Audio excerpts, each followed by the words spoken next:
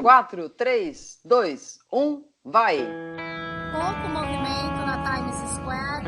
Isso é um costume muito argentino de... As pessoas de mais idade costumam gostar de vir jogar xadrez no parque, né?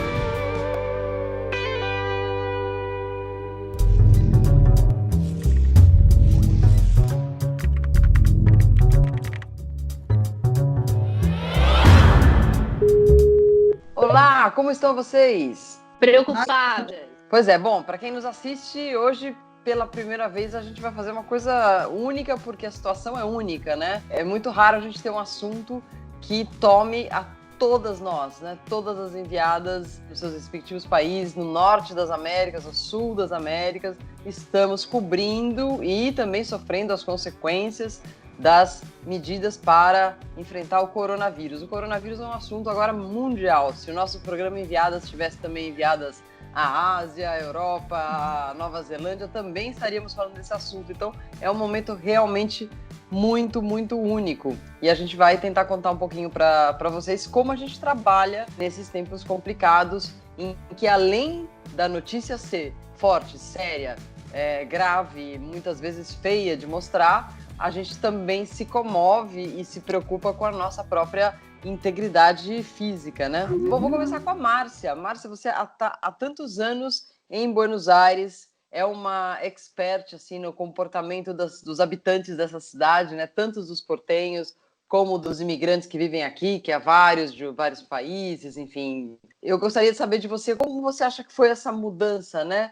Porque ela foi bastante repentina, acho, para todo mundo, né? Então eu queria contar um pouquinho como é que você viu aí a mudança do comportamento do habitante de Buenos Aires. Olha, foi um comportamento chamativo e que com certeza deve ter sido repetido em outros lugares, mas a gente que mora aqui em Buenos Aires foi bastante chamativo porque aqui, como você disse, moram peruanos, venezuelanos, Buenos Aires concentra moradores de vários lugares, armênios, enfim, europeus, etc. E eu vi pelo menos duas situações que eu acho que elas mostram como numa situação, no momento desse, de medo, de preocupação, de incerteza profunda, como as pessoas também se revelam, né? Eu estava, por exemplo, numa quitanda e o peruano, o dono é um peruano, quando ele viu um senhor entrar e o senhor disse a ele bom dia, a reação dele não foi bom dia, foi por que o senhor está na rua e não está fazendo a quarentena? O presidente Alberto Fernandes determinou uma quarentena, né, pelo menos até o dia 31 de março, que foi uma das medidas do presidente Alberto Fernandes. Ele está sendo elogiado, até aqui pelo menos, porque ele teve reflexo rápido para fechar fronteiras, para determinar a quarentena, para colocar patrulhas nas ruas. Então, era um dia de início da quarentena. Então, eu acho que é uma situação de extremo estresse. Existe um silêncio, mas a gente sente a preocupação no ar, né? E eu acho que isso que é o que dá para notar nas ruas. E foi interessante, sim, porque apesar dessas informações assim que a gente vê na rua, dessa tensão e de estar ao mesmo tempo acompanhando o noticiário, quando eu fui comprar queijos numa lojinha armênia em Palermo, a reação do armênio, que também estava profundamente preocupado, foi quando eu paguei a conta, ele, você quer um pouquinho de álcool em gel? Eu não entendi, eu falei, hã? Não, eu queria te dar um pouquinho de álcool em gel, eu queria até mostrar para vocês o potinho. Ele pegou um potinho de queijo e colocou aqui uma. Então, acho que assim, é um estresse que revela muitas situações. E aqui em Buenos Aires, a gente vê esse microclima existindo no meio dessa tensão, dessa expectativa, né? Tem alguns edifícios que alguns moradores estão se prontificando a fazer compras para os mais velhos, né? Não sei se isso também... Tem aplauso, tá? Às 9 da noite, várias vezes, 9 da noite, as pessoas vão para o balcão e aplaudem os médicos, o trabalho que eles estão tendo. Ai, que bonito.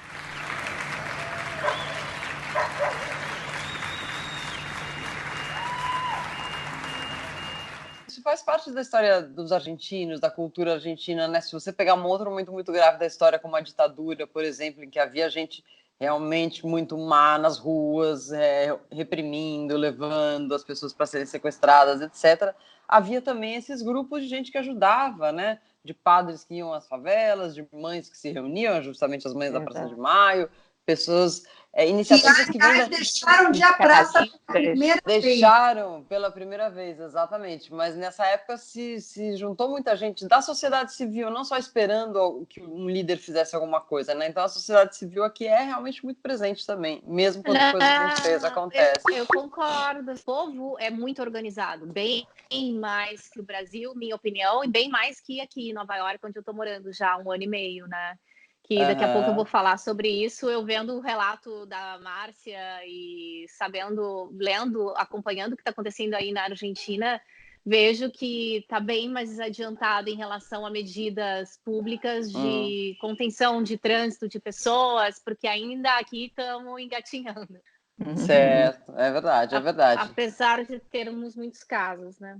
E Márcia, você voltou do Brasil também, né? Conta como foi sua chegada. Foi exatamente na estreia do maior rigor para entrar no país. Logo depois que o presidente anunciou a suspensão de voos para vários lugares e etc. Ainda não era fechamento de fronteiras. A gente estava dentro do avião e ninguém descia do avião, o avião aterrissado em Ezeiza, e aquela agonia, porque não permitiam que a gente descesse enquanto não preenchesse um formulário, mas o formulário acabou. Então aí começou aquela histeria dentro do avião de gente dizendo a orientação é não ficar em lugar fechado, o que nós estamos fazendo aqui? Mais de 20 minutos com o ventilador apagado do avião, enfim, até que abrigaram o coisa, mas é um pouco cena de filme, né, que a gente vê. E quando a gente conseguiu descer, conseguiu ter o formulário, a gente estava na fila e alguém na fila disse, estou com febre. Foi assim um estresse, porque eu estou com dor de cabeça, assim, a primeira coisa que você pensa, eu quero que esse filme acabe rápido, né? Claro, e aí, bom, no fim foi tudo bem, mas ver aqueles homens todos de branco nos esperando, os policiais com máscara, naquele momento era o início de algo que a gente ainda não sabe como vai terminar, né, Silvia? Exatamente, exatamente. Eu, só para explicar aí para os que estão vendo a gente, eu cheguei, a Márcia, nessa ocasião, chegou do Rio, eu cheguei os 2 dias depois de São Paulo. E foi justo no dia que o Alberto Fernandes, o presidente, decretou o fechamento das fronteiras. Porém, o meu voo já estava no ar, então era daquelas situações meio limbo. De todo modo, teve a mesma coisa que você, o formulário, a demora em saber como ia ser a abertura da porta, que deixou gente... Porque as pessoas não sabem como é que é em avião, né? Começa a andar mais devagar, as pessoas já começam a pegar as coisas, já quer sair. Então ficou todo mundo acumulado na porta e a porta não abria. Aí começou esse estresse. Nós estamos todos juntos, vai ter o vírus, não sei o quê. E aí quando a gente abriu foi esse cenário. Médicos todos paramentados, como se a gente tivesse vindo de um lugar super contaminado, de Chernobyl, não sei. Mônica, você nessa semana que passou, esteve no chamado Conurbano de Buenos Aires, que é a nossa grande periferia aqui, uma grande região onde vive a classe média, classe média baixa e pessoas também mais humildes, né? Queria te perguntar, ainda não estava o drama do coronavírus, mas já estava no ar um pouco essa preocupação, e como você acha que vai ser no momento em que já está tendo que fazer isolamento de pessoas em casas como essas do conurbano, em que as pessoas vivem juntas, né? Vivem, às vezes, numa mesma peça de habitação, de quarto, de sala, né? O que você viu? Então eu passei o dia lá, eu fiz assim, peguei o ônibus, que dura mais ou menos 1h30, costuma estar lotado. No horário que eu peguei, eu não estava no horário que mais cheio fica, mas sim, estava bastante. As pessoas fazem essa viagem porque essas pessoas, desse lugar onde eu fui, é um lugar que tem um imigrante paraguaio, e as pessoas trabalham muito em construção civil, em fazer para fábrica de sapato e como empregadas domésticas, faxineiras, esse tipo de coisa. Então, eu fui fazer... Eu queria ver como é que eles estavam... Na verdade, eu ia fazer os 100 dias do novo governo, que coincidiu, os 100 dias foi o dia que ele anunciou, foi quando começou a quarentena. Então, fui lá. E lá a situação era o seguinte, já se falava em coronavírus, eu fui no Merendero, que é um lugar onde eles preparam lanche para as crianças pobres, que vêm buscar depois da escola. Elas tinham feito uma feira de escambo, então as pessoas tinham conseguido, como um respiro da crise que vinha vindo, elas se reuniam 3 vezes por semana num parquezinho que tem lá no centro, cada um trazia roupa usada. Era uma feira de escambo, porque os maridos tinham ficado desempregados com a crise, que todo mundo sabe aqui, que tem 10% de desemprego, que tem 54% 4% de inflação, uma dívida que deveria estar sendo negociada esses dias, enfim. E estava aquele clima de os preços sim continuam aumentando, a vida sim está difícil, mas o pior já passou, não era aquela movimentação do governo anterior que vinha uma avalanche, o preço aumentava da eletricidade, da gasolina, e você tinha que não conseguia. Então, estava aqui, em questão de 3 dias, acabou isso. Na feira seguinte, ela a polícia já cancelou a feira, foi na praça, mandou todo mundo voltar para casa. Eu voltei a acompanhar essas famílias para ver como é que elas estão lidando com a situação. Elas têm também pequenos comércios próximos, quer dizer, elas têm gente que vende verdura, legume, carne e tal. O problema não é esse, o problema é as pessoas que trabalham numa empresa, a empresa vai continuar pagando salário, tal. Algumas pessoas que têm a faxineira, o diarista, não sei o que, vão continuar pagando, apesar da faxineira não aparecer. E, Mônica, nessa apuração dos 100 dias, você provavelmente você já mencionou alguns números da economia, você também deve ter se deparado com os números da popularidade do Alberto, né? Você também, Márcia, vocês têm a sensação de que essas atitudes do Alberto aí para enfrentar o coronavírus vão melhorar a posição dele? Eu achei, por exemplo, que ele está se mostrando muito independente da Cristina. A Cristina não opinou nada sobre o coronavírus, que ele está com as rédeas do país na mão, né? Será que a população está sentindo isso também? No lugar que eu tive, eu senti que as pessoas, porque ele, quando ele assumiu, ele disse que não tinha dinheiro para todo mundo, etc. e tal, paciência, vamos começar pelos mais pobres. Então, as pessoas meio que sentem que, pelo menos, elas têm sido mencionadas constantemente. Como ele resolver o problema do eletricista, que não está sendo chamado para fazer muito conserto, situação, isso é que é difícil você saber. O que sim, eu conversei com pessoas do governo e economistas, enfim, que não são do governo, e eles dizem que só tem uma solução, que é emitir. Vai emitir dinheiro, vai ficar imprimindo. Normalmente isso leva a uma hiperinflação. Nessa situação é que não tem muita outra opção e acham que talvez não, porque é uma situação, como você disse, atípica. A gente não está acostumado a uma pandemia. Claro. Vamos mudar, então, de hemisfério e conversar um pouco com a Patrícia, para que ela conte um pouco quais foram as dificuldades para trabalhar, porque você já trabalhou assim, contra vento e tempestade, né? E sempre fazendo matérias de TV, leva o tripé para cá, o tripé para lá, sempre com um monte de gente. Como está sendo, assim, como jornalista, abordar pessoas na rua, por exemplo? As pessoas querem falar, Nova York está muito conturbada, as pessoas estão nervosas. Como é que está sendo trabalhar aí com esse novo cenário?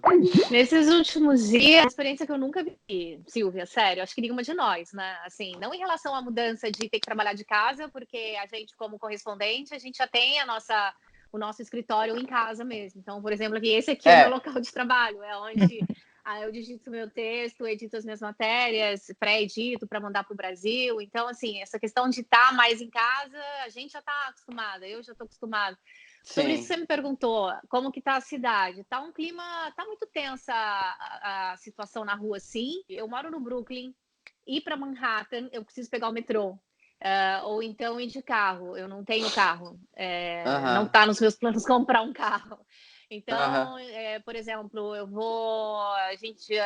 por exemplo, vai ter que ter um motorista para me levar? Vai ser o mesmo motorista? Ou vai ser de motoristas diferentes? Porque isso já fere também, já vai contra a orientação das autoridades, né? Que é não ter contato com pessoas que não são do meu convívio. Abordar pessoas nas ruas não está sendo difícil conversar com as pessoas, mas até que ponto eu posso me aproximar? Eu não posso me aproximar fisicamente, tem a questão da distância, não é isso? Eu não posso ficar perto da pessoa por um contato de contaminação. Então, é uma situação... as pessoas não deveriam estar em casa. Só que Sim. eu encontro gente circulando, porque aqui em Nova York, esse programa vai ficar na internet, vai ser visto em outros momentos. Agora a gente está gravando no dia 22 de março esse programa. A realidade hoje é que o cidadão de Nova York não pode ser punido pela lei, diferentemente do que acontece aí em Buenos Aires, não é? Acho que as pessoas são Isso. Sim, punidas. sim. Aqui, Podem ser aqui presas. aqui não há uma punição do cidadão. Aham. Mudou a partir daqui a algumas horas, as empresas que não são serviços essenciais não podem abrir as portas. Aham. O empresário que não respeitar vai ser punido, o cidadão não. E está havendo uma discordância, uma diferença de discurso do prefeito de Nova York, Bill de Blasio, com o governador Andrew Cuomo. O prefeito já queria muito tempo ter decretado o toque de recolher, ter estabelecido que é crime a pessoa estar na rua se não for para fazer coisas essenciais, mas o governador não. Então, as pessoas estão nas ruas. Então, eu encontro gente na rua. Não tem sido difícil conversar com essas pessoas. A minha dificuldade eu sou televisão, então eu preciso da imagem, eu tenho áudio que eu tenho que captar, então Sim, até que distância eu posso ficar. O equipamento depois é o mesmo equipamento que volta para minha casa, então assim, tem que esterilizar. Com que álcool eu vou esterilizar? Porque não tem disponibilidade de álcool gel, não tem aí, não tem no Brasil, já não tem lugar nenhum também. Álcool líquido aqui também tá difícil achar. Então, são dificuldades que eu nunca tinha enfrentado, porque, por exemplo, eu já cobri terremoto, ameaça de tsunami no Chile, e que para mim tinha sido até então a cobertura mais difícil que eu já fiz, foi a ameaça de tsunami no norte do Chile, em Iquique, porque eu não sabia a hora que o terremoto ia dar de novo, e aquela tensão de que a terra pode tremer, não pode tremer. Foi horrível. Foi muito ruim lidar com aquela situação. Agora é um inimigo, a gente estava falando disso antes de gravar. Invisível, estamos expostas na rua, assim como todos. Até que ponto eu devo ir? E eu digo, fisicamente mesmo, né? Eu vou ficar cobrindo a notícia à distância. Só para finalizar, que eu já falei muito, a decisão de ir ou não num local que é perigoso. Vocês todas já cobriram Venezuela. Está tendo uma manifestação, né? Até que ponto eu posso ir ali na esquina porque tem gás lacrimogêneo? É a decisão do sabe? Acaba que vai impactar a mim, o cinegrafista que está comigo. Agora, nesse caso, não é só isso. Eu vou fazer o local onde estão fazendo teste para verificar se a pessoa tem ou não coronavírus. Drive-thru. Tem 3 aqui em Nova York. Eu vou lá. Isso vai acontecer muito com a gente também, assim que os casos começarem a se agravar muito, a gente começar a ver esse tipo de coisa, né, de unidades levando gente doente, hospitais, que obviamente a gente, em condições normais, iria visitar, né, para ver, para mostrar para as pessoas como é. Agora, quais vão ser os protocolos? Coisa que o Alberto Fernandes disse hoje, mas eu acho que não encaixaria no que a Patrícia relatou, é que ele disse que hoje sair de casa é um delito. Ou seja, sair de casa hoje na Argentina é considerado um crime.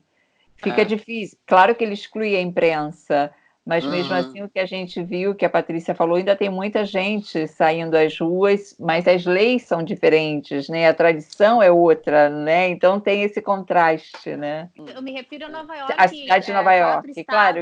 Sim. O estado de Nova York.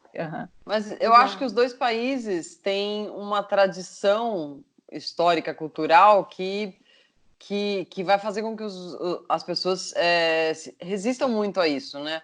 A Argentina, por ter vivido a ditadura, então a ideia de exército na rua controlando pessoa acorda o pior dos fantasmas que as pessoas têm de lembrança da época da ditadura. E no caso dos Estados Unidos, como acho que a gente estava conversando ontem, Patrícia, tem um artigo da Constituição, né, sobre a liberdade de ir e vir, e as pessoas aí levam a Constituição muito a sério. Tem peer pressure, tem essa pressão do vizinho de começar, como a Márcia estava contando, de cobrar e dizer o que a pessoa está fazendo na rua. Aqui na Argentina, falando nisso que você disse, 2 coisas aconteceram. A primeira foi que as mães e avós da Praça de Maio, que fazem todo dia 24 de março, aniversário do golpe, saem à rua, lideram manifestação, não deixam de ir à praça uma quinta-feira, é a marca registrada delas, é por isso que elas são conhecidas. Elas foram as primeiras que saíram e publicaram dizendo: nós não vamos no dia 24 de março. Queremos que a memória dos horrores do passado seja mantida, etc, etc, etc, mas é uma questão de responsabilidade. E é nisso, e no dia seguinte, no Brasil, sei lá, tinha exatamente o oposto. Parece que eu queria fazer, no nosso caso, né, meninas? A gente, enviadas especiais, nossa função é viajar Sim. nos Estados Unidos, entre estados, vocês entre países. Até quando a gente vai ficar sem poder viajar, sem poder sair dos respectivos países, né? Eu tenho receio sério, se eu saio de Nova York, o presidente Trump disse que cogita, eles pensam que pode haver restrições de voos internos de locais que estão com mais infectados. Nova York hoje é o estado com o maior número de infectados nos Estados Unidos, como o estado de Washington. E hoje é Nova York, então eu penso, tá, eu saio, aí depois vai que alguma coisa acontece enquanto eu tô fora e não consigo voltar. Você não pode voltar. Vocês, No meu caso, que viajo muito, assim, eu nunca tinha passado assim tanto tempo, e só faz 2 semanas que eu tô aqui direto, mas assim, sem a perspectiva de uma viagem nem nada. Ao contrário, as 2 eleições que eu tinha programadas para cobrir agora, que era o plebiscito no Chile e a eleição na Bolívia, foram suspensas. Então, sim, é um enviado especiais muito particular por um tempo, né? Porque a gente vai ficar preso aqui a cobrir daqui, né, as coisas. E eu não posso ir agora à Argentina, porque quem está nos voos dos Estados Unidos foram proibidos. Eu não posso. Foram proibidos, e nem nós podemos te visitar, a não ser que... Não sei. Não tem a não ser. Por um tempo vai ser assim. No nosso próximo programa já vai ter terminado essa primeira quarentena, né? Eu tenho a sensação de que ela vai continuar, mas vamos ver como a coisa vai evoluir, né? Vai passar. Pensamento positivo, né? Bom, gente... Nesse bairro onde eu fui que dizia isso, em tempos difíceis, pensamentos positivos. Então, obrigada para todo mundo que assistiu a gente. Assine nosso canal, distribua nas redes e fique ligado para saber mais coisas aqui sobre os países em que a gente está e o nosso trabalho. Obrigada, meninas. Obrigada. Beijo. Enviadas especiais. Beijo. Quarentena especiais.